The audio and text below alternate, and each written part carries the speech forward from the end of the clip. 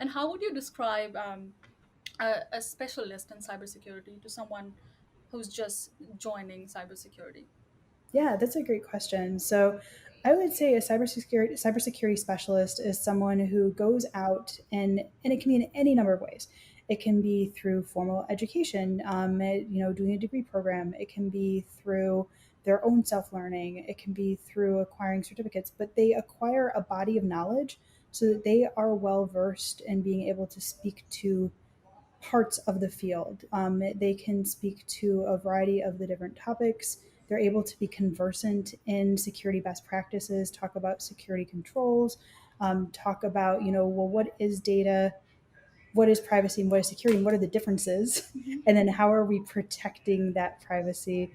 How are we protecting that data? So someone who's able to do all those things, but then it's not just also doing the talk, then it's also what actions are taken and do you know how to do those? So on the back end, like let's say you become a cybersecurity specialist and then you want to focus in on risk assessments, well, then you need to know some of the frameworks, right? Yeah, yeah. So you need to actually be able to enact some of that knowledge. So you overall know pieces of the field, but then you usually end up picking a specific part. So for me, it's been risk assessment and cloud security. So like building my own virtual private clouds and being able to deploy that and then be able to set security controls. So I think all of those things are parts that make someone a cybersecurity specialist. You're able to talk to things that are in the field, speak with people who are also in industry, because you're in industry, and then you're able to do things with that knowledge.